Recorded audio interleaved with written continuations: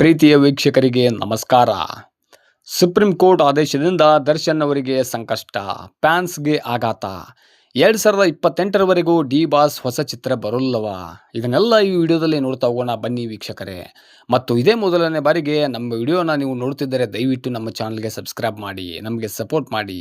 ರೇಣುಕಾ ಸ್ವಾಮಿ ಕೊಲೆ ಪ್ರಕರಣದಲ್ಲಿ ನಟ ದರ್ಶನ್ ಅವರಿಗೆ ಸುಪ್ರೀಂ ಕೋರ್ಟ್ ದೊಡ್ಡ ಶಾಕ್ ನೀಡಿದ್ದು, ಜಾಮೀನು ಅರ್ಜಿಯನ್ನ ಇವತ್ತು ತಿರಸ್ಕರಿಸಿದೆ. ಸಾಕ್ಷಿ ವಿಚಾರಣೆಯ ವಿಳಂಬ ಹಾಗೂ ತಮ್ಮ ಸಿನಿಮಾ ವೃತ್ತಿ ಜೀವನದ ಸಂಕಷ್ಟಗಳನ್ನು ದರ್ಶನ್ ಅವರು ಉಲ್ಲೇಖಿಸಿದ್ದರೂ ಕೋರ್ಟ್ ಮನವಿಯನ್ನ ಪರಿಗಣಿಸಿಲ್ಲ. ಮುಂದಿನ 1 ವರ್ಷ ಜಾಮೀನು ಕೇಳುವಂತಿಲ್ಲ ಎಂದು ಸುಪ್ರೀಂ ಕೋರ್ಟ್ ಹೇಳಿರುವುದರಿಂದ ಅವರ ಹೊಸ ಸಿನಿಮಾಗಳು 2028ರವರೆಗೆ ಬಿಡುಗಡೆಯಾಗುವುದು ಆಲ್ಮೋಸ್ಟ್ ಡೌಟೇ ಅಂತ ಹೇಳಬಹುದು.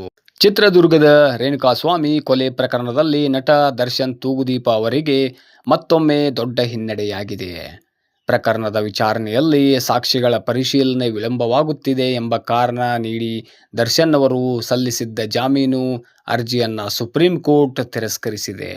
ಇದರಿಂದ ಚಾಲೆಂಜಿಂಗ್ ಸ್ಟಾರ್ ದರ್ಶನ್ ಅವರ ಸಿನಿಮಾ ವೃತ್ತಿ ಜೀವನದ ಮೇಲೆ ಪ್ರತಿಕೂಲ ಪರಿಣಾಮ ಬೀಳುವ ಸಾಧ್ಯತೆ ದಟ್ಟವಾಗಿದೆ. ಸಾಕ್ಷಿ ವಿಚಾರಣೆ ನಿಧಾನಗತಿಯಲ್ಲಿ ಸಾಗುತ್ತಿರುವುದನ್ನು ಉಲ್ಲೇಖಿಸಿ ಜಾಮೀನು ಕೋರಿ ನಟ ದರ್ಶನ್ ಅವರು ಸುಪ್ರೀಂ ಕೋರ್ಟ್ ಮೊರೆ ಹೋಗಿದ್ದರು. ಇದೇ ವೇಳೆ ದೀರ್ಘಕಾಲ ಜೈಲಿನಲ್ಲಿ ಇರುವುದರಿಂದ ತಮ್ಮ ಜೀವನೋಪಾಯ ಮತ್ತು ವೃತ್ತಿ ಜೀವನಕ್ಕೆ ಭಾರಿ ಹೊಡೆತ ಬೀಳುತ್ತಿದೆ ಎಂದು ತಮ್ಮ ಮನವಿಯಲ್ಲಿ ಅವರು ವಿವರಿಸಿದ್ದರು. ಆದರೆ ಕೋರ್ಟ್ ಈ ವಾದಗಳನ್ನು ಪರಿಗಣಿಸಿಲ್ಲ. ಮೇಲಾಗಿ ಮುಂದಿನ 1 ವರ್ಷದವರೆಗೆ ಜಾಮೀನು ಕೇಳುವಂತಿಲ್ಲ ಎಂದು ಹೇಳಿ ದರ್ಶನ್ ಅವರಿಗೆ ಸುಪ್ರೀಂ ಕೋರ್ಟ್ ದೊಡ್ಡ ಶಾಕ್ ಅನ್ನು ನೀಡಿದೆ. ಸಿನಿ ಭವಿಷ್ಯಕ್ಕೆ ಮಾರಕ. ಜಾಮೀನು ಅರ್ಜಿಯಲ್ಲಿ ದರ್ಶನ್ ಅವರು ತಮ್ಮ ಸಿನಿಮಾ ಬದುಕಿನ ಸಂಕಷ್ಟಗಳನ್ನು ವಿವರಿಸಿದ್ದರು. ನಾನು ಪ್ರತಿ ವರ್ಷ ಸರಾಸರಿ 2 ರಿಂದ 3 ಸಿನಿಮಾಗಳಲ್ಲಿ ನಟಿಸುತ್ತಿದ್ದೆ.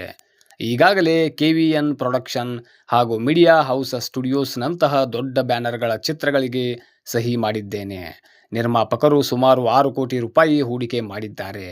ಸುದೀರ್ಘ ಜೈಲುವಾಸದಿಂದ ನನ್ನ ಸಿನಿ ಭವಿಷ್ಯಕ್ಕೆ ಮರಣ ಗಂಟೆ ಆಗಲಿದೆ ಎಂದು ಅವರು ತಮ್ಮ ಮನವಿಯಲ್ಲಿ ಉಲ್ಲೇಖಿಸಿದ್ದರು. ಆದರೆ ಈ ವಾದಕ್ಕೂ ಕೋರ್ಟ್ ಮನ್ನಣೆಯನ್ನ ನೀಡಲಿಲ್ಲ. ಇನ್ನೊಂದು ವರ್ಷ ಜೈಲಿನಲ್ಲೇ ಇರಬೇಕು. ಸುಪ್ರೀಂ ಕೋರ್ಟ್ ಆದೇಶದ ಪ್ರಕಾರ ದರ್ಶನ್ ಅವರು ಇನ್ನೂ ಕನಿಷ್ಠ 1 ವರ್ಷ ಜೈಲಿನಲ್ಲೇ ಇರಬೇಕಾಗಿದೆ. ಬಳಿಕ ಅವರು ಬಿಡುಗಡೆಯಾದರೂ ಆರೋಗ್ಯ ಮತ್ತು ಫಿಟ್ನೆಸ್ ಬಗ್ಗೆ ಕಾಳಜಿ ವಹಿಸಿ ಪುನಃ ಶೂಟಿಂಗ್ ಆರಂಭಿಸಲು ಕೊಂಚ ಸಮಯಾವಕಾಶ ಬೇಕು. ಸಿನಿಮಾದ ಚಿತ್ರೀಕರಣ, ಪೋಸ್ಟ್ ಪ್ರೊಡಕ್ಷನ್ ಸೇರಿದಂತೆ ಎಲ್ಲ ಪ್ರಕ್ರಿಯೆಗಳನ್ನು ಪೂರ್ಣಗೊಳಿಸಲು ಮತ್ತಷ್ಟು ಸಮಯ ಬೇಕು. ಈ ಲೆಕ್ಕಾಚಾರ ಪ್ರಕಾರ ದರ್ಶನ್ ಅವರ ಹೊಸ ಸಿನಿಮಾ 2028ರೊಳಗೆ ಬಿಡುಗಡೆಯಾಗುವುದು ಅನುಮಾನವೇ ಎಂಬ ಮಾತುಗಳು ಈಗ ಕೇಳಿಬರುತ್ತಿವೆ. ಒಟ್ಟು 272 ಸಾಕ್ಷಿ. ರೇಣುಕಾಸ್ವಾಮಿ ಹತ್ಯೆ ಪ್ರಕರಣದಲ್ಲಿ ಒಟ್ಟು 272 ಸಾಕ್ಷಿಗಳಿದ್ದು, ಕಳೆದ 8 ತಿಂಗಳಲ್ಲಿ ಕೇವಲ 10 ಸಾಕ್ಷಿಗಳ ವಿಚಾರಣೆ ಮಾತ್ರ ನಡೆದಿದೆ. ನಿಧಾನಗತಿಯಲ್ಲಿ ವಿಚಾರಣೆ ಮುಂದುವರೆದರೆ ಪ್ರಕರಣ ಬೇಗ ಮುಕ್ತಾಯಗೊಳ್ಳುವ ಸಾಧ್ಯತೆ ಕಡಿಮೆ.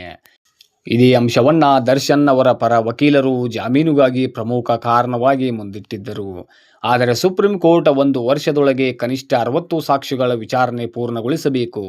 ಬಳಿಕ ವಿಚಾರಣಾ ನ್ಯಾಯಾಲಯದಲ್ಲಿಯೇ ಆರೋಪಿ ಜಾಮೀನಿಗೆ ಅರ್ಜಿ ಸಲ್ಲಿಸಬಹುದು ಎಂದು ಸೂಚನೆಯನ್ನ ನೀಡಿದೆ. ಕೋರ್ಟ್ನ ಈ ಆದೇಶ ದರ್ಶನ್ ಅವರಿಗೆ ಮಾತ್ರವಲ್ಲ, ಅವರ ಮೇಲೆ ಕೋಟ್ಯಾಂತರ ರೂಪಾಯಿ ಬಂಡವಾಳ ಹೂಡಿಕೆ ಮಾಡಿರುವ ನಿರ್ಮಾಪಕರಿಗೂ ಮತ್ತು ಕೋಟ್ಯಾಂತರ ಅಭಿಮಾನಿಗಳಿಗೂ ದೊಡ್ಡ ಆಘಾತವನ್ನ ತಂದಿದೆ. ರೇಣುಕಾಸ್ವಾಮಿ ಕೊಲೆ ಪ್ರಕರಣದಲ್ಲಿ ಜೈಲಿನಲ್ಲಿರುವ ನಟ ದರ್ಶನ್ ತೂಗುದೀಪ ಅವರಿಗೆ ಸುಪ್ರೀಂ ಕೋರ್ಟ್ ಮೇ 15, 2026ರಂದು ಜಾಮೀನು ನಿರಾಕರಿಸಿದೆ. ಆದರೆ 1 ವರ್ಷದೊಳಗೆ ವಿಚಾರಣೆಯಲ್ಲಿ ಪ್ರಗತಿ ಕಂಡು ಬರದಿದ್ದರೆ ಮತ್ತೆ ಜಾಮೀನು ಕೋರಲು ಕೋರ್ಟ್ ಅವಕಾಶವನ್ನು ನೀಡಿದೆ. 272 ಸಾಕ್ಷಿಗಳ ಪೈಕಿ ಕೇವಲ 10 ಜನರ ವಿಚಾರಣೆ ಮುಗಿದಿರುವುದಕ್ಕೆ ಕೋರ್ಟ್ ಅಸಮಾಧಾನವನ್ನು ವ್ಯಕ್ತಪಡಿಸಿದೆ. ದಿನಾಲೂ ವಿಚಾರಣೆಯನ್ನು ನಡೆಸಲು ಸುಪ್ರೀಂ ಕೋರ್ಟ್ ಸೂಚನೆಯನ್ನು ಕೊಟ್ಟಿದೆ.